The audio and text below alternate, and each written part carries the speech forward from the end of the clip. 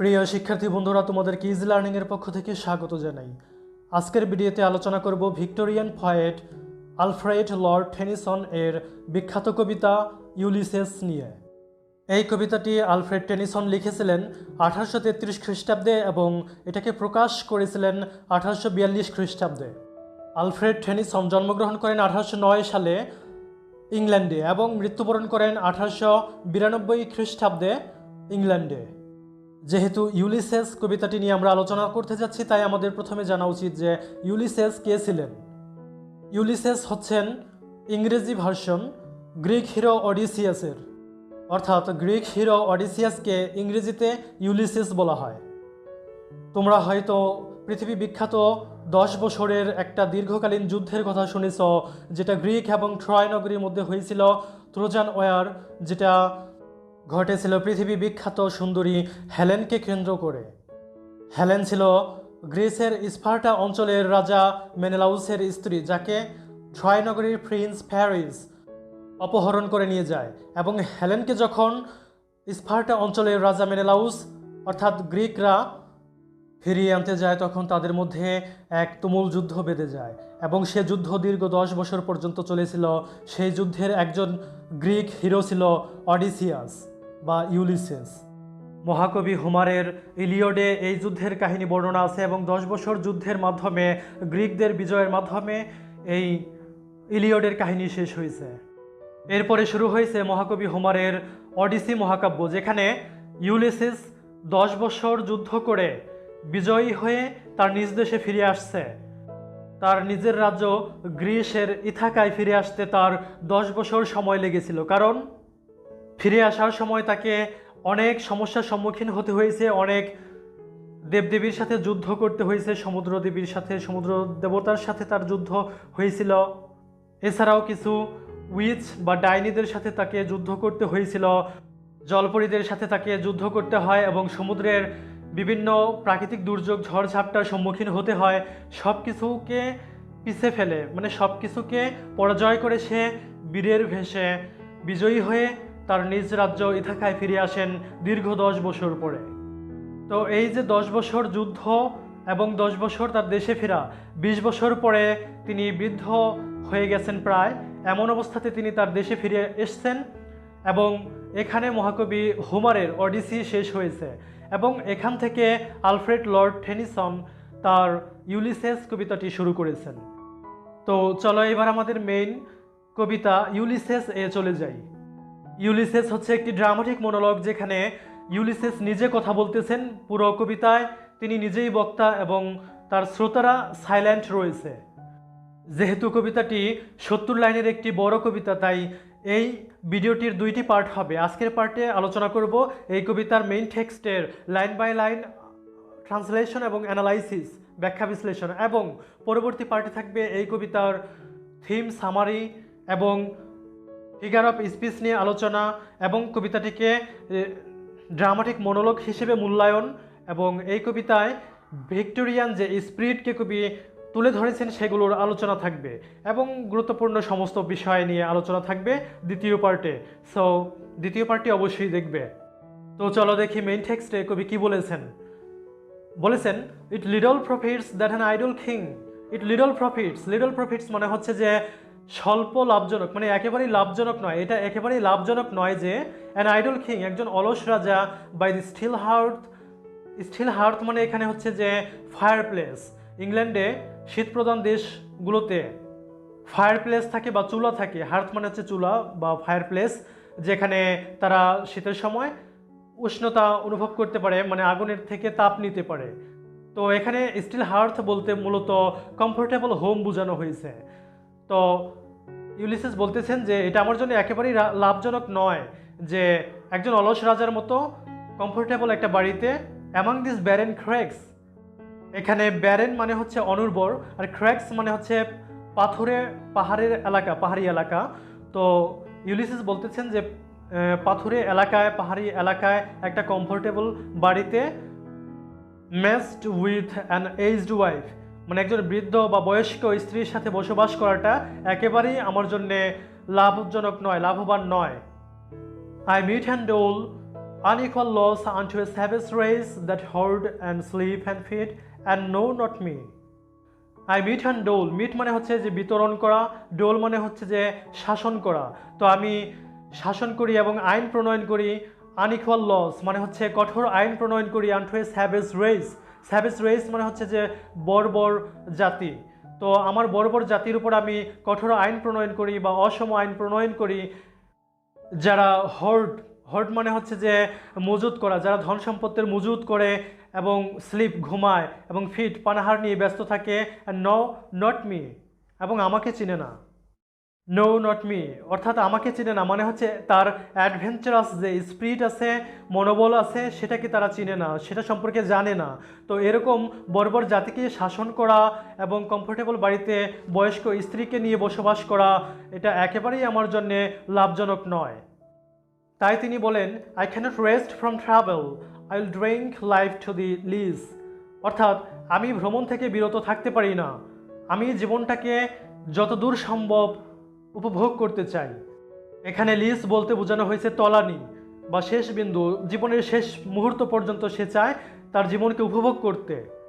যেহেতু তিনি দীর্ঘ 20 বছর পর্যন্ত যুদ্ধে বিগ্রহে, বিভিন্ন যুদ্ধে বিগ্রহে লিপ্ত ছিলেন, 10 বছর পর্যন্ত ট্রোজান যুদ্ধে যুদ্ধ করেছেন এবং আরও 10 বছর তিনি দেশে ফেরার সময় বিভিন্ন দেবদেবী এবং অন্যান্য সুপার ন্যাচারাল পাওয়ারের বিরুদ্ধে যুদ্ধ করেছেন এবং যুদ্ধে জয়ী হয়ে তিনি জয়ের আনন্দ উপভোগ করেছেন।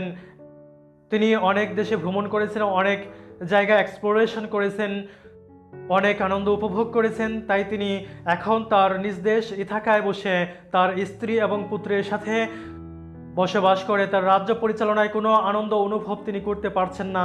তিনি আবার অ্যাডভেঞ্চারাস হতে চাচ্ছেন, তার অ্যাডভেঞ্চারাস মাইন্ডটা এখনও স্ট্রং রয়েছে, সে আবারও ভ্রমণে বের হতে চাচ্ছেন।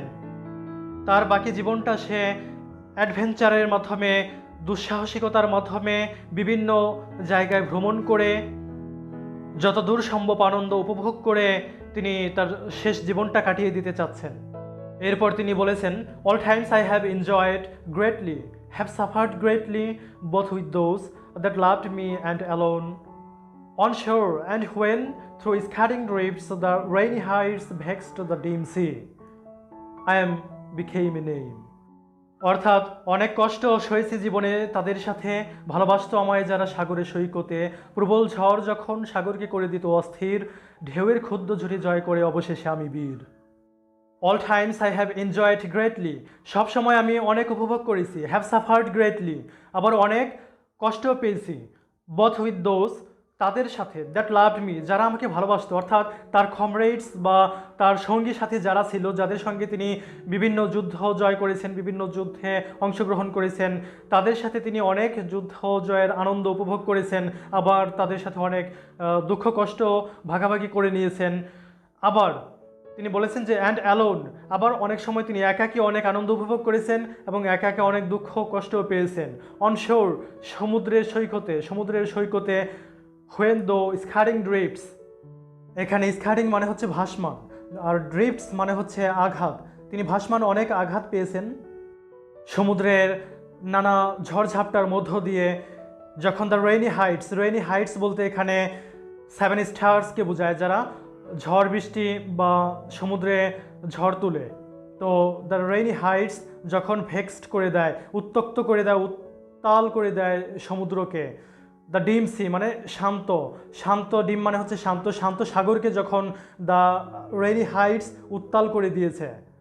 এখানে তিনি মূলত বলতেছেন যে তিনি যখন দেশে ফিরতেছিলেন তখন তাকে যুদ্ধ করতে হয়েছিল দেবদেবী, দৈত্য দানব এবং অন্যান্য সুপার ন্যাচারাল পাওয়ারের বিরুদ্ধে, এবং সেগুলোর সাথে যুদ্ধ করে তিনি বিজয়ের ভেসে, বীরের ভেসে ফিরে এসেছিলেন। তাই এখানে তিনি বলেছেন যে I am became a name, এই যুদ্ধ বিগ্রহ সমস্ত বাধা বিপত্তি পার করে তিনি সুপরিচিত হয়ে গেছেন, তার নাম হয়ে গেছে, খ্যাতি হয়ে গেছে। তাই তিনি বলেছেন যে I am became a name, আমি একটা নাম হয়ে গেছি, আমি একটা ব্র্যান্ড হয়ে গেছি। অর্থাৎ তার বীরত্বের কথা সবাই জেনেছে, তার নাম এবং যশ ছড়িয়ে পড়েছে। এরপর তিনি বলেন, for always roaming with a hungry heart, for always মানে সবসময়, রোমিং মানে হচ্ছে বিচরণ করা, এক্সপ্লোর করা, সবসময় আমি বিচরণ করি উইথ এ হাংরি হার্ট, একটা হাংরি বা ক্ষুধার্ত হৃদয়ে, এখানে হাংরি হার্ট বলতে বোঝানো হয়েছে তার প্রবল ইচ্ছা, অজানাকে জানার প্রবল ইচ্ছাকে বোঝানো হয়েছে, যে তার হৃদয় চায় অনেক জানতে এবং তার এই জানার প্রবল ইচ্ছা, জ্ঞান অর্জনের প্রবল আকাঙ্ক্ষা, অতৃপ্ত তৃষ্ণার কারণে তিনি রোমিং করছেন, বিভিন্ন জায়গায় ভ্রমণ করছেন।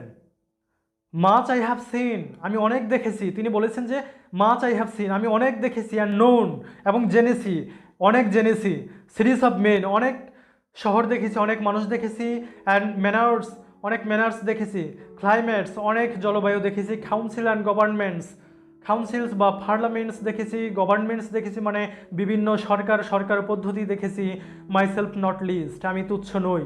মানে তিনি বলতেছেন যে মাইসেলফ মানে আমাকে নিজেকেও চিনেছি, নিজেকেও কম চিনিনি, কম জানিনি, but honoured of them all, তারা সকলে আমাকে অনার্ড করেছে, সম্মান করেছে, অর্থাৎ যাদের সাথে আমি ভ্রমণ করেছি, যাদের সাথে সাক্ষাৎ করেছি, সবাই আমাকে সম্মান করেছে।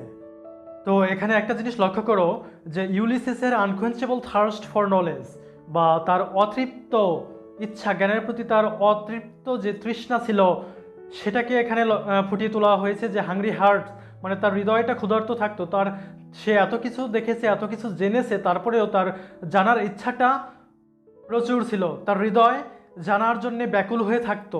তো এইটার মাধ্যমে আলফ্রেড টেনিসন তার ভিক্টোরিয়ান পিরিয়ডের স্পিরিটটাকে তুলে ধরেছেন, কারণ ভিক্টোরিয়ানরাও জানার প্রতি খুবই আগ্রহী ছিল, তারা যত জানতো আরও জানতে চাইতো, তারা জ্ঞান অর্জনের ক্ষেত্রে মানে সীমাহীনভাবে জ্ঞান অর্জন করতে চাইতো। তো এই ভিক্টোরিয়ান স্পিরিটটাকে, জানার প্রতি, জ্ঞান অর্জন করার প্রতি যে তাদের সীমাহীন আকাঙ্ক্ষা ছিল, এটাকে আলফ্রেড টেনিসন ইউলিসিসের মাধ্যমে ফুটিয়ে তুলেছেন। এরপর বলেছেন যে and drunk delight of battle with my peers far on the ringing plains of windy Troy I am a part of all that I have made, অর্থাৎ সহযাত্রীদের সাথে অনেক যুদ্ধ করেছি জয়, যেমন সুদূর সে ট্রয়, এসব গৌরব আমারই সুনিশ্চয়। এখানে ড্রাঙ্ক মানে হচ্ছে যে পান করে নিয়েছি, বা এনজয়েড, উপভোগ করে নিয়েছি। ডিলাইট অফ ব্যাটল মানে হচ্ছে যুদ্ধের আনন্দ, যুদ্ধ বিজয়ের আনন্দকে উপভোগ করে নিয়েছি। উইথ মাই ফিয়ার্স মানে আমার ফিয়ার্সদের সাথে, আমার সহযোদ্ধাদের সাথে। Far on the ringing plains of windy Troy, far মানে দূরবর্তী, দূরবর্তী, প্লেন্স মানে হচ্ছে সমভূমি, অফ উইন্ডি ট্রয় মানে হচ্ছে যে ট্রয় নগরীর যে যুদ্ধটা হয়েছিল, ট্রোজান ওয়ার, সেখানে যে যুদ্ধের ঝড় উঠেছিল সেটাকে উইন্ডি বলা হয়েছে, উইন্ডি ট্রয়। সেই যুদ্ধে তারা বিজয় অর্জন করে জয়ের স্বাদ পেয়েছে, আনন্দ উপভোগ করেছে, সে কথা বলেছেন এখানে যে আই এম এ পার্ট, আমি একটা পার্ট হয়ে গেছি, একটা অংশ হয়ে গেছি, all that I have made, আমি যাদের সাথে মেট করেছি বা সাক্ষাৎ করেছি তাদের একটা অংশ হয়ে গেছি। Yet all experience an arch where through glimpse that untraveled world. তো এখানে লক্ষ্য করো যে yet all experience, তবুও সমস্ত অভিজ্ঞতা, is an arch, যেন একটা খিলান, where through যেটার মধ্য দিয়ে glimpse that untraveled world, আমি সেই ওয়ার্ল্ডগুলোকে, পৃথিবীগুলোকে দেখতে পাচ্ছি যেগুলোকে আমি ভ্রমণ করিনি, যেগুলোতে এখনো পর্যন্ত আমার ট্রাভেল করা হয়নি। এখানে আর্চ মানে হচ্ছে যে খিলান, হোয়ার থ্রু যেগুলোর মধ্য দিয়ে আমি আনট্রাভেলড ওয়ার্ল্ডের ইশারা পাচ্ছি, ইঙ্গিত পাচ্ছি। Whose margin fades for ever and for ever when I move, how dull it is to pause to make an end. তো এখানে লক্ষ্য করো যে হুজ মার্জিন, মার্জিন মানে হচ্ছে সীমারেখা, ফেডস যেটা ফেডস হয়ে যায়, ধূসর হয়ে যায়, ফর এভার চিরদিনের জন্যে, ফর এভার চিরদিনের জন্যে, হোয়েন আই মুভ যখন আমি মুভ করি, অর্থাৎ যখন আমি সেই অজানা দেশগুলোতে পা রাখি তখন সেগুলো আমার জানা হয়ে যায়, সেগুলোর সাথে আমি একটা পার্ট হয়ে যাই, অংশ হয়ে যাই, এবং যে সীমানাটা ছিল পূর্বে সেটা অদৃশ্য হয়ে যায়। আমার কাছে মনে হয় যে সীমানাটা সামনে আরও সীমানা আছে, মানে সীমারেখা আছে, সেটা যেটাতে আমি ভ্রমণ করতে পারিনি, তো সেখানে আমার যেতে হবে। তো এরকমভাবে যা কিছু আমি দেখিয়েছি, যা কিছু আমি ভ্রমণ করেছি, যা জেনেছি, সেগুলোর একটা অবিচ্ছেদ্য অংশ হয়ে গেছি আমি, এবং সেই এক্সপিরিয়েন্সগুলো, অভিজ্ঞতাগুলো আমাকে নিয়ে যায় জ্ঞানের দরজায়, এবং তার আর্চ বা খিলানের মধ্য দিয়ে আমি দেখতে পাই প্রকৃত জ্ঞানের রাজ্য। এবং যত বেশি আমি জ্ঞান অর্জন করি তত বেশি আমার জ্ঞান অর্জনের স্পৃহাটা বেড়ে যায়, যেন মনে হয় যে আমি যত বেশি জ্ঞান অর্জন করতেছি আমার জানাটা হচ্ছে ততই কম, মানে আমাকে আরও অনেক বেশি জানতে হবে। তো এখানেও আলফ্রেড টেনিসন মূলত ভিক্টোরিয়ান স্পিরিটকে তুলে ধরেছেন, কারণ ভিক্টোরিয়ান যুগের মানুষেরা সীমাহীন জ্ঞান অর্জনের জন্য আকুল হয়ে থাকতো। তারা যত জানতো ততই জানার আগ্রহ তাদের বেড়ে যেত। How dull it is to pause. ডাল মানে হচ্ছে নিরানন্দ, এটা কতই না নিরানন্দের হবে। টু পজ, পজ মানে হচ্ছে টু স্টপ, মানে থামানো, এটা থামিয়ে দেওয়া, অর্থাৎ ভ্রমণটা থামিয়ে দেওয়া বা অ্যাডভেঞ্চার থামিয়ে দেওয়াটা কতই না নিরানন্দের হবে। টু মেক অ্যান এন্ড, একটা এন্ড ঘটানো বা ট্রাভেলিংয়ের একটা সমাপ্তি ঘটানোটা কতই না নিরানন্দের হবে। To rust unburnished not to shine in use. তো এখানে রাস্ট মানে হচ্ছে যে মরিচা, আনবার্নিশড মানে তো বুঝো যে ঘষা মাজা না করা।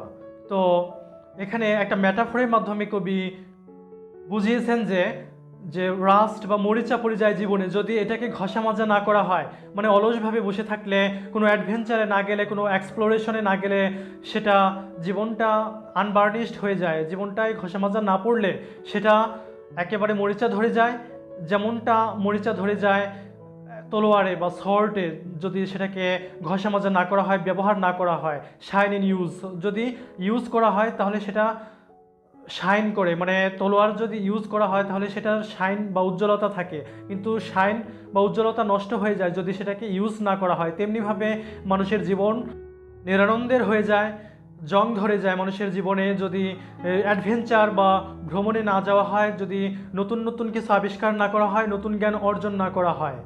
এমনটা ইউলিসিস বলেন। As though to breathe war life, যদিও কারোর কাছে শুধু শ্বাস প্রশ্বাস নেওয়াটাই জীবন। অর্থাৎ অনেক অনেক মানুষ আছে যারা শুধু সুন্দরভাবে বেঁচে থাকতে চায়, কোনো অ্যাডভেঞ্চার পছন্দ করে না, এক্সপ্লোরেশন পছন্দ করে না, নতুন নতুন জ্ঞান অর্জন করতে পছন্দ করে না। তাদের জন্য শুধু ব্রেথিং করাটাই জীবন। লাইফ ফাইলড অন লাইফ, মানে জীবনের উপর যদি জীবন দেওয়া হয়, ওয়ার অল টু লিডল, সেগুলো আমার জন্য অনেক কম হয়ে যাবে। অর্থাৎ ইউলিসিস বলেন যদি আমাকে অনেকগুলো জীবন দেওয়া হয় সেগুলো আমার কাছে খুব স্বল্প হয়ে যাবে, অনেক কম হয়ে যাবে। And one of to me, এবং আমার যে জীবনটা আছে লিডল রিমেইনস, সেটার অল্প কিছুখানি বাকি আছে। মানে সে 20 বছর পর্যন্ত বিভিন্ন অ্যাডভেঞ্চারে কাটিয়ে দিয়েছে এবং সে এখন শারীরিকভাবে বৃদ্ধ হয়ে গেছে এবং তার জীবনের অল্প কিছু সময় আর হয়তো বা বাকি আছে। But every hour is saved, কিন্তু প্রত্যেকটা আওয়ারকে বা সময়কে, মুহূর্তকে সে সেভড করতে চান, মানে প্রতিটা মুহূর্তকে সে উপভোগ করতে চান। জীবনের একটা মুহূর্তকে তিনি নষ্ট হতে দিতে চান না। From that eternal silence something more, এখানে এটার্নাল সাইলেন্স বলতে মৃত্যুকে বোঝানো হয়েছে, যে ফ্রম দ্যাট এটার্নাল সাইলেন্স, সেই চির নীরবতার আগে, সামথিং মোর, আরও কোনো কিছু, ব্রিঙ্গার অফ নিউ থিংস, মানে তিনি চান যে আরও কোনো কিছু অর্জন করতে, আবিষ্কার করতে, ব্রিঙ্গার অফ নিউ থিংস, তিনি নতুন আরও কিছু আবিষ্কার করতে চান, নতুন আরও জ্ঞান অর্জন করতে চান। অ্যান্ড ভায়োল ইট ওয়ার, এবং এটা হবে তুচ্ছ। এখানে ভায়োল মানে হচ্ছে যে তুচ্ছ, তো এটা হবে তুচ্ছ for some 3 sons two store and hold my self, অর্থাৎ ফর সাম 3 sons, 3 sons বলতে এখানে আরও 3টা বছরকে বোঝানো হয়েছে, কিংবা তার জীবনের যে আরও সামনে যতটুকু সময় আছে সে সময়টুকু তিনি এখানে বুঝিয়েছেন যে 3 sons বলতে। তো তিনি বোঝাচ্ছেন যে বাকি সময়টা, তার জীবনের বাকি সময়টা যদি তিনি নিজের জন্য মজুত করে রাখেন, স্টোর মানে মজুত করা, হোল্ড মানে মজুত করা, যে নিজের জন্য যদি তিনি মজুত করে রাখেন তাহলে সেটা ভায়াল হবে, তুচ্ছ হবে, সেটা খুবই তুচ্ছ হবে। And this grey spirit earning in desire to follow knowledge like a স্কিনিং star, এখানে গ্রে স্পিরিট বলতে তার বৃদ্ধ আত্মাকে বোঝানো হয়েছে, মানে তার বয়স্ক যে হৃদয় বা আত্মা আছে সেটাকে বোঝানো হয়েছে। ইয়ার্নিং মানে হচ্ছে প্রবল ইচ্ছা, ইয়ার্নিং ইন ডিজায়ার, তার আত্মাটার প্রবল ইচ্ছা, প্রবল আকাঙ্ক্ষা আছে টু ফলো নলেজ, জ্ঞানকে অনুসরণ করতে, লাইক আ সিঙ্কিং স্টার, মানে একটা ডুবন্ত তারার মতো, beyond the utmost bound of human thought, অর্থাৎ বিয়ন্ড মানে হচ্ছে বাইরে বা উপরে, দ্য আটমোস্ট বাউন্ড বা চূড়ান্ত যে বাউন্ড বা সীমানা আছে, অফ হিউম্যান থট মানে হচ্ছে মানব চিন্তা ভাবনার বাইরে সে ডুবন্ত তারার মতো জ্ঞান অন্বেষণ করতে চান। অর্থাৎ মানুষ যতদূর পর্যন্ত জ্ঞান অর্জন করতে পারে তার সীমানা বা সীমারেখার বাইরে গিয়েও তিনি জ্ঞান অর্জন করতে চান। এটাই হলো অন্যতম একটি ভিক্টোরিয়ান স্পিরিট, যেটাকে আলফ্রেড টেনিসন বারবার বিভিন্ন স্তবকে ফুটিয়ে তুলেছেন। এরপর তিনি তার সন্তানকে পরিচয় করিয়ে দিয়ে বলতেছেন, this is my son, my own Telemachus, অর্থাৎ এই হয় আমার সন্তান, আমার Telemachus, to whom I leave this sceptre and the isle, well loved of me, discerning to fulfil this labour. তো এখানে বলছেন যে টু হোম, যাকে আই লিভ দিস সেপ্টার, এখানে লিভ মানে হচ্ছে দেয়া, আর সেপ্টার মানে হচ্ছে রাজদণ্ড, যাকে আমি রাজদণ্ড দিয়েছি, অ্যান্ড দ্য আইল, আইল মানে হচ্ছে যে আইল্যান্ড, ইথাকা, ইথাকা রাজ্যটা যেটা তার অধীনে ছিল সেটা তার সন্তানকে তিনি দিয়েছেন। তার ইথাকা রাজ্যের বা আইল বা আইল্যান্ডের শাসনভার তিনি তার সন্তান টেলিমেখাসকে দিয়েছেন। ওয়েল লাভড অফ মি, অর্থাৎ আমি তাকে খুব ভালোবাসি, ডিসার্নিং টু ফুলফিল দিস ল্যাবর, অর্থাৎ এখানে ডিসার্নিং বলতে যে উপলব্ধি করা, আমি উপলব্ধি করতে পারছি যে টু ফুলফিল দিস ল্যাবর, সে এই কাজটা ভালোভাবে পালন করতে পারবে, দিস ল্যাবর বা এই তার যে দায়িত্বটা, এই দায়িত্বটা সে ভালোভাবে, রাজ্য শাসনের দায়িত্বটা সে ভালোভাবে পালন করতে পারবে। By slow prudence to make mild a rugged people and through soft degrees subdue them to useful and the good, অর্থাৎ এখানে প্রুডেন্স বলতে তার বিচক্ষণতাকে বোঝানো হয়েছে, টেলিমেখাস এর বিচক্ষণতার মাধ্যমে টু মেক মাইল্ড, অর্থাৎ এই তার রাজ্যের যে আনসিভিলাইজড পিপল বা বর্বর লোকগুলো আছে, রাগেড পিপল বা রাগড পিপল মানে হচ্ছে যে তার বর্বর যে লোকজনগুলো আছে, প্রজারা আছে, তাদেরকে সে মাইল্ড করতে পারবে, নম্র করতে পারবে, ভদ্র বানাতে পারবে, অ্যান্ড থ্রু সফট ডিগ্রিজ, এবং তার নম্র, সফট ডিগ্রিজ বলতে তার নম্র আচরণ, ভালো আচরণের মাধ্যমে সাবডিউ দেম, তাদেরকে প্রভাবিত করতে পারবে। এখানে সাবডিউ মানে হচ্ছে যে অ্যাফেক্টস করা, প্রভাবিত করা, তাদেরকে প্রভাবিত করতে পারবে, to the useful and the good, এখানে ইউজফুল মানে হচ্ছে তাদেরকে ভালো, ইউজফুল উপকারী করে তুলতে পারবে, এবং তাদেরকে দ্য গুড অর্থাৎ তাদেরকে সুনাগরিক করে তুলতে পারবে, সভ্য জাতিতে পরিণত করতে পারবে, এই বিশ্বাসটা ইউলিসিস করেন তার সন্তানের প্রতি। মোস্ট ব্লেমলেস ইজ হি, অর্থাৎ সে একেবারেই ব্লেমলেস মানে ত্রুটিহীন বা নিষ্পাপ। তো এখানে অবশ্য আলফ্রেড টেনিসন একটু হাইপারবল ব্যবহার করেছেন, মানে অতিরঞ্জিত করেছেন, যে তিনি একেবারেই ত্রুটিহীন, ত্রুটিহীন কোনো মানুষ থাকে না, সব মানুষের কিছু না কিছু ত্রুটি থাকে সাধারণ মানুষের, কিন্তু এখানে তিনি বলেছেন যে মোস্ট ব্লেমলেস ইজ হি, সে একেবারে ত্রুটিহীন, নির্দোষ অতি সে। Centred in the sphere of common duties, অর্থাৎ সে কমন ডিউটিসগুলো, তার সাধারণ কাজকর্মগুলো খুব নিষ্ঠার সাথে পালন করে। Decent not to fail in office of tenderness and pay meet adoration to my household gods.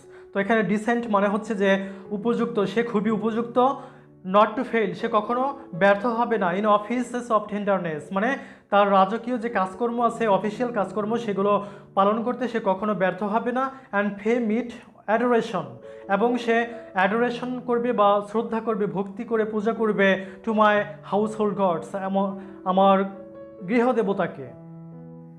When I am gone, যখন আমি চলে যাবে, অর্থাৎ আমার অবর্তমানে সে অফিসের কাজকর্ম ঠিকঠাকভাবে করবে, ঘরের কাজগুলো ঠিকঠাকভাবে করবে, গৃহদেবতার কাজ সে ভালোভাবে পালন করবে। হি ওয়ার্কস হিজ ওয়ার্ক মানে সে তার কাজ করবে, সে তার কাজ করুক। আই মাইন্ড আমি আমার মতো, অর্থাৎ আমি আমার মতো আমার ভ্রমণে বের হয়ে যাব। দেয়ার লাইস দ্য পোর্ট, বলছে যে ওই যে বন্দর দেখা যায়, মানে দেয়ার লাইস দ্য পোর্ট, ওইখানে বন্দর দেখা যায়। The vessel puffs her sail, vessel মানে হচ্ছে যে জাহাজের পাল, ফাপস মানে হচ্ছে ফুলে উঠছে, বাতাসে জাহাজের পাল ফুলে উঠেছে। দেয়ার গ্লুম দ্য ডার্ক, এখানে গ্লুম মানে হচ্ছে যে অন্ধকার হয়ে আসা, দ্য ডার্ক মানে হচ্ছে যে অন্ধকার।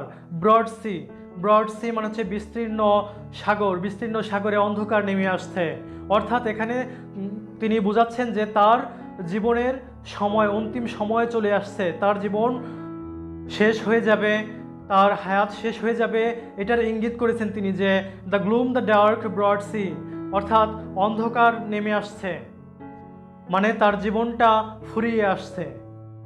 মাই মেরিনার্স, তিনি তার বন্ধুদেরকে ডাকলেন মাই মেরিনার্স বলে, যে আমার মেরিনার্সরা, আমার সহযোদ্ধারা, আমার নাবিকেরা। এখানে মাই মেরিনার্স বলে ডাকছেন মানে কাউকে অ্যাড্রেস করেছেন, এখানে তিনি অ্যাপোস্ট্রফি ব্যবহার করেছেন। আলফ্রেড টেনিসন এখানে অ্যাপোস্ট্রফি ব্যবহার করেছেন, কারণ তোমরা জানো যে অ্যাপোস্ট্রফি হচ্ছে কেউ উপস্থিত নাই, তবুও এমনভাবে তাকে অ্যাড্রেস করা যে মনে হয় সে উপস্থিত সামনে। Souls that have toiled and wrought, এখানে সোলস বলতে বলছেন যে সেই আত্মার বন্ধুরা, মানে যারা আমার সাথে যুদ্ধ করেছিল, বিভিন্ন এক্সপ্লোরেশনে বের হয়েছিল, বিভিন্ন অ্যাডভেঞ্চারাস কর্মকাণ্ডে যারা আমার সঙ্গে ছিল। তো সোলস বলতে তাদেরকে এখানে নির্দেশ করা হচ্ছে যে সোলস দ্যাট হ্যাভ টয়েলড, যারা টয়েল্ড করেছিল, টয়েল্ড মানে হচ্ছে পরিশ্রম করেছিল, অ্যান্ড রড, রড মানে কাজ করেছিল, আমার সাথে একসাথে কাজ করেছিল, অর্থাৎ তার সাথে যারা যুদ্ধ বিগ্রহে এবং বিভিন্ন অ্যাডভেঞ্চারাস ইভেন্টে যুক্ত ছিল। অ্যান্ড থট উইথ মি, এবং আমার সাথে যারা চিন্তা ভাবনা করতো, একই সাথে একই ধরনের চিন্তা ভাবনা যাদের আছে। That ever with a frolic welcome took, that ever যারা চিরদিন, উইথ এ ফ্রলিক, ফ্রলিক মানে হচ্ছে এখানে চঞ্চলভাবে, মানে হাসি খুশিভাবে ওয়েলকাম করেছে, মানে যারা সবসময় ওয়েলকাম করেছো। টুক দ্য থান্ডার মানে বজ্রপাতকে, দ্য সানশাইন মানে সূর্যের আলোকে, অর্থাৎ সূর্যের আলো এবং বজ্রপাতকে যারা সবসময় ওয়েলকাম করেছো, স্বাগত করেছ, মানে সমস্ত দুঃখ কষ্টকে যারা হাসি মুখে মেনে নিয়েছ। অ্যান্ড অপোজড, এবং যারা অপোজড করেছ, মানে হচ্ছে যারা অপোজড করেছো, মানে হচ্ছে এখানে যারা যুদ্ধ করেছো, মোকাবেলা করেছো সমস্ত থান্ডার সানশাইন মানে বজ্রপাত, সমস্ত বাধা বিপত্তির বিরুদ্ধে যারা আমার সাথে একই সাথে যুদ্ধ করেছ। ফ্রি হার্টস মুক্ত হৃদয়ে, ফ্রি ফর হেডস মানে মুক্তভাবে। You and I are old, তোমরা এবং আমি বৃদ্ধ হয়ে গেছি, মানে তোমরা যারা আমার সাথে ছিলে তারাও বৃদ্ধ হয়ে গেছো এবং আমিও বৃদ্ধ হয়ে গেছি। Old age have yet his honour and his toil, মানে এখানে বলা হয়েছে যে ওল্ড এজ বৃদ্ধ বয়স হয়েছে, তাতে কি হ্যাথ ইয়েট এখনো পর্যন্ত, ইয়েট মানে হচ্ছে এখনো পর্যন্ত, হ্যাথ মানে হচ্ছে হ্যাজ আছে, এখনো পর্যন্ত আছে, হিজ অনার তার সম্মান, মানে আমাদের সম্মান এখনো পর্যন্ত আছে, অ্যান্ড হিজ টয়েল এবং আমাদের পরিশ্রম করার, কাজ করার ক্ষমতা এখনো আছে। ডেথ ক্লোজেস অল, মৃত্যু সব কিছু ক্লোজ করে দিবে, বন্ধ করে দিবে।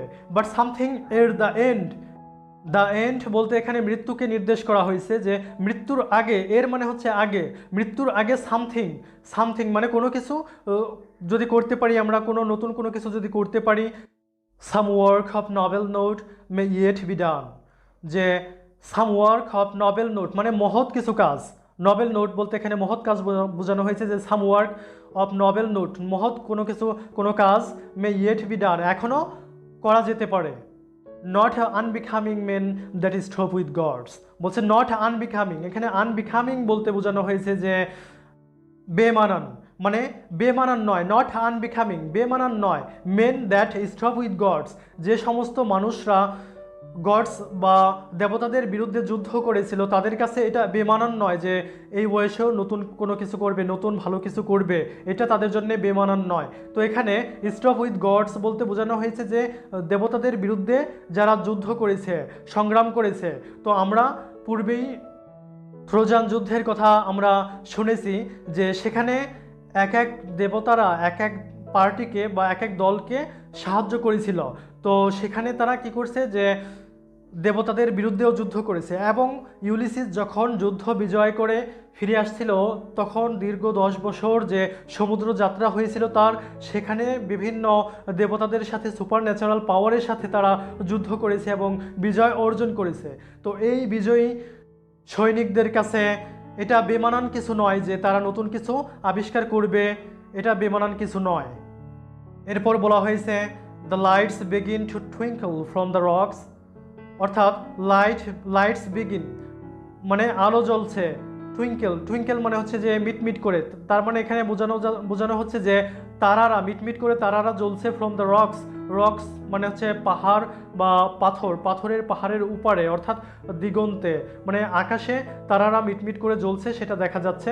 দ্য লং ডে ওয়েন্স, দীর্ঘ দিনটা ওয়েন্স হয়েছে, মানে ওয়েন্স মানে হচ্ছে ক্ষয় হয়ে যাওয়া, ক্ষয় হয়ে গেছে।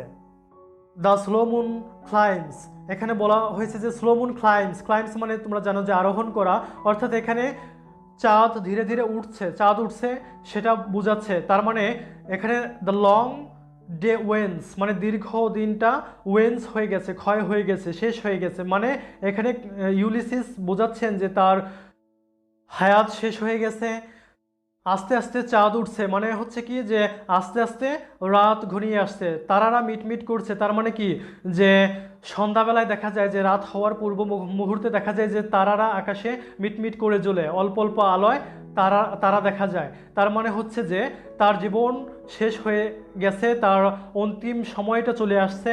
এখন রাত নেমে আসবে খুব শীঘ্রই, অর্থাৎ তার জীবনটা শেষ হয়ে যাবে, তার মৃত্যু হবে খুব শীঘ্রই।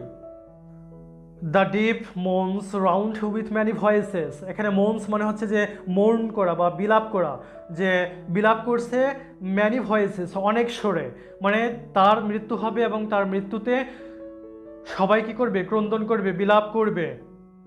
কাম মাই ফ্রেন্ডস, আমার বন্ধুরা আসো। তিনি ডাকতেছেন যে আমার বন্ধুরা আসো, তার সহযোদ্ধাদের ডাকতেছেন, সাথীদের ডাকতেছেন যে তোমরা আসো। তো এখানেও অ্যাপোস্ট্রফি ব্যবহার করেছেন আলফ্রেড টেনিসন, যে তার বন্ধুদেরকে এমনভাবে অ্যাড্রেস করতেছেন যেন মনে হয় তার সামনে উপস্থিত। তো তিনি তার বন্ধুদের ডাকছেন যে আসো, ইট ওয়াজ নট টু লেট, এখনও খুব দেরি হয়ে যায়নি। To seek A newer world, নতুন একটা পৃথিবী আবিষ্কার করার খুব দেরি হয়ে যায়নি। মানে তিনি বলতেছেন যে এখনও সময় আছে, যতটুকু সময় আছে আমরা নতুন আরেকটা পৃথিবী আবিষ্কার করতে পারবো, নতুন একটা ল্যান্ড জয় করতে পারবো, এখনও খুব দেরি হয়ে যায়নি।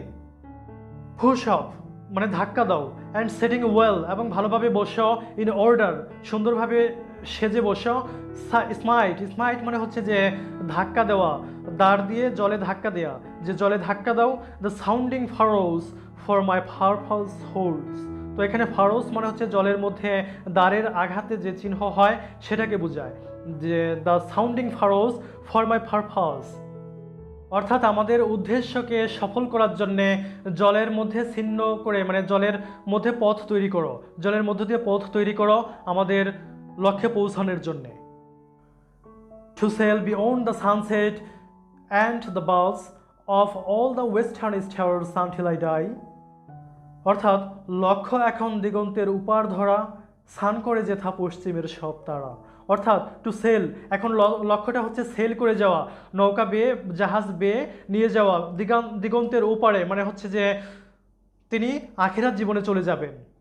বিয়ন্ড দ্য সানসেট মানে সূর্যাস্তের পরে, অর্থাৎ সূর্যাস্তের পরে তার জীবনটা যখন শেষ হয়ে যাবে, সূর্যাস্ত হয়ে যাওয়া মানে তার জীবনটা শেষ হয়ে যাওয়া, তার মৃত্যু হয়ে যাবে। And the baths of all the western stars, অর্থাৎ পশ্চিমের তারাগুলো যেখানে বাধ করে, যেখানে পশ্চিমের তারাগুলো যেখানে ডুবে যায়, অর্থাৎ সেটা অতিক্রম করে যাবে সে, অর্থাৎ সে দিগন্তের ওপারে চলে যাবে ওয়ার্ল্ড অফ উইজডমে। It may be that the gulfs will wash us down, it may be we shall touch the happy isles. It may be that, এটা হতে পারে যে দ্য গালফস উইল, গালফস মানে হচ্ছে যে গ্রাস করে নেওয়া, কোনো উপসাগরে গ্রাস করে নিতে পারে আমাদেরকে। ওয়াশ আস ডাউন মানে আমাদেরকে আমরা তলিয়ে যেতে পারি, কোনো উপসাগরে তলিয়ে যেতে পারি, এভাবে আমাদের মৃত্যু হতে পারে। It may be we shall touch the happy isles, এভাবে আমরা হ্যাপি আইলস এর টাচ বা স্পর্শ পেয়ে যেতে পারি। মানে হ্যাপি আইলস বলতে বোঝানো হয়েছে হ্যাভেনকে, যে এইভাবে আমরা আমাদের মৃত্যুর পরে হ্যাভেনে পৌঁছে যেতে পারি। অ্যান্ড সি দ্য গ্রেট আকিলেস, এবং আমরা গ্রেট আকিলেস বা মহান যোদ্ধা আকিলেস এর সাথে সাক্ষাৎ করতে পারি। আকিলেস হচ্ছে একজন বীর যোদ্ধা, যিনি গ্রিকদের হয়ে ট্রোজান ওয়ারে অংশগ্রহণ করেছিল, একজন খ্যাতিসম্পন্ন বীর যোদ্ধা ছিলেন আকিলেস। তো ইউলিসিস বলতেছেন যে আমাদের সহযোদ্ধা একজন আকিলেস ছিলেন, যার সাথে হয়তো আমাদের দেখা হয়ে যেতে পারে। হোম উই নিউ, যাকে আমরা চিনি, অর্থাৎ যাকে চিনি, যে আকিলেসকে চিনি, সেই মহান আকিলেসের সাথে আমাদের দেখা হয়ে যেতে পারে। দো মাছ ইজ টেকেন মাছ অ্যাভয়েডস, যদিও অনেক কিছু হারিয়েছি, অনেক কিছু এখনও বাকি আছে। And though we are not now that is strength which in old days, অর্থাৎ যে অতীতে আমাদের যে শক্তি ছিল, স্ট্রেংথ ছিল, হয়তোবা সে সমস্ত শারীরিক শক্তি এখনও আমাদের নেই। মুভড আর্থ অ্যান্ড হ্যাভেন, যে শক্তি দিয়ে আমরা পৃথিবী এবং স্বর্গকে নাড়িয়ে দিতাম, এখানে স্বর্গকেও নাড়িয়ে দিতাম এই কারণে বলেছেন, কারণ তারা দেবতাদের বিরুদ্ধে যুদ্ধ করে জয়লাভ করেছেন, সেজন্য এই কথাটা বলেছেন যে পৃথিবী এবং স্বর্গকে নাড়িয়ে দিতাম এমন শক্তি ছিল আমাদের, যদিও এখন সেই শক্তি নাই, শারীরিকভাবে সেই শক্তি নাই। দ্যাট হুইচ উই আর, যাই হোক আমরা আমরা তাই আছি। One equal temper of heroic hearts, মানে আমাদের ইকুয়াল টেম্পার মানে হচ্ছে যে মেজাজ, আমাদের একই সমান মেজাজ এবং হিরোইক হার্টস আছে, বীরত্বপূর্ণ বীরের হৃদয় আছে, বীরের মতো আমাদের টেম্পার বা মেজাজ আছে এবং হৃদয় আছে। Made weak by time and fate, অর্থাৎ উইক হয়ে গেছি আমরা বাই টাইম অ্যান্ড ফেট, সময়ের বিবর্তনে এবং ফেট মানে হচ্ছে ভাগ্যের পরিহাসে আমাদের শারীরিক শক্তি কমে গেছে। বাট স্ট্রং ইন উইল, কিন্তু স্ট্রং আছি এখনো পর্যন্ত, আমরা খুবই শক্তিশালী আছি, স্ট্রং আছি ইন উইল মানে হচ্ছে ইচ্ছা শক্তিতে আমরা শক্তিশালী আছি। To strive, to seek, to find and not to yield. To strive মানে স্ট্রাইভ করতে, চেষ্টা করতে, নতুন কিছু আবিষ্কার করার চেষ্টা করতে, এখনও আমরা সেই আগের মতো ইচ্ছা শক্তিতে বলিয়ান আছি। টু সিক, টু ফাইন্ড, নতুন কিছু ফাইন্ড করতে, খুঁজে বের করতে, অ্যান্ড নট টু ইয়ল্ড, এবং কারোর কাছে কোনো কিছুর কাছে মাথা নত না করতে। আমরা এখনও আগের মতো শক্তিশালী আছি মনের দিক থেকে, হৃদয়ের দিক থেকে। ভিক্টোরিয়ান পিরিয়ডের লোকেরা বিভিন্ন নতুন ডিসকাভারি এবং ইনভেনশনে মেতে ছিল, তারা নতুন কিছু আবিষ্কার করতেন। তো এই আবিষ্কার করার তাদের যে স্পৃহা, এটাই ফুটে উঠেছে এখানে এই লাইনগুলোর মধ্যেও। প্রিয় শিক্ষার্থী বন্ধুরা, দ্বিতীয় পার্টে তোমরা এই কবিতাটির সামারি, থিম, তারপরে এই কবিতাটিকে ড্রামাটিক মনোলগ হিসেবে মূল্যায়ন এবং এই কবিতায় কবি যে সমস্ত ফিগার অফ স্পিচগুলো ব্যবহার করেছেন সেগুলোর আলোচনা এবং অন্যান্য গুরুত্বপূর্ণ আলোচনাগুলো পাবে। সো নেক্সট পার্টটা অবশ্যই দেখবে। ধন্যবাদ সবাইকে এতক্ষণ সাথে থাকার জন্য।